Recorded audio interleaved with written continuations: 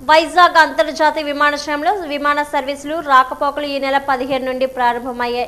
కార్లకు parking ఛార్జీలు ఎక్కువ మొత్తంలో వసూలు చేస్తున్నారని ఆరోపణలు వినిపిస్తున్నాయి.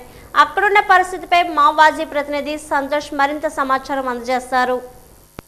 అల్లూరి సీతారామరాజు అంతర్జాతీయ విమానాశ్రయం ఈ నెల 1వ తేదీన ప్రధాని నరేంద్ర మోదీ ప్రారంభించినటువంటి నేపథ్యంలో ఈ నెల 17వ తేదీ నుంచి విమానాశ్రయం సంబంధించినటువంటి రాకపోకలన్నీ కూడా ప్రారంభమయ్యాయి. ఈ నేపథ్యంలో ఒక ఆహ్లాదకరమైన వాతావరణంలో విమానాశ్రయం దానికి సంబంధించినటువంటి అన్నీ కూడా దీనికి సంబంధించినటువంటి ఏర్పాట్లు అదేవిధంగా రాకపోకలు కూడా సాగుతున్నాయని మనం చెప్పుకోవచ్చు.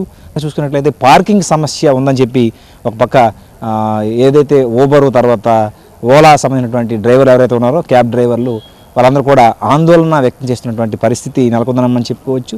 గతంలో విశాఖ ఎయిర్పోర్ట్ ఏదైతే ఉందో విశాఖ ఎయిర్పోర్ట్లో ఫ్రీ సర్వీసు వాళ్ళకి ఉండేది పార్కింగ్ చేసేటప్పుడు. కానీ ఇప్పుడు మాత్రం క్యాబ్ డ్రైవర్లకు చాలా ఎక్కువ మొత్తంలో వసూలు చేస్తున్నారని చెప్పి ఒక పక్క ఆరోపణలు అయితే వినిపిస్తున్నాయి. అయితే సుమారు 4 గంటల వరకు కూడా ఫ్రీ సర్వీసు కావాలని చెప్పి వాళ్ళంతా కూడా డ్రైవర్లు చెప్తున్నారు. అయితే ఈ నేపథ్యంలో 4 గంటల తర్వాత 250 రూపాయలు చెల్లించాలని చెప్పి సంబంధిత అధికారులు వాళ్ళకి ఆదేశాలు జారీ చేశారని చెప్పి వాళ్ళంతా కూడా చెప్తున్నారు. అయితే అలా కాకుండా గతంలో ఏ విధంగా విశాఖ ఎయిర్పోర్ట్లో ఏదైతే ట్రావెల్కి సంబంధించినటువంటి ఏదైతే ఉందో ఆ ట్యాక్స్ లేకుండా ఉండేందుకు చర్యలు తీసుకున్నారో ఆ విధంగా భోగాపురం ఎయిర్పోర్ట్లో కూడా అదేవిధంగా ఎలాంటి ట్యాక్స్లు కూడా తీసుకోకుండా చర్యలు తీసుకోవాలని చెప్పి డ్రైవర్లు చెప్తున్నారు. వీడియో జర్నలిస్ట్ దాలిరాజ్తో సంతోష్, వాజీ న్యూస్, భోగాపురం ఎయిర్పోర్ట్ నుంచి.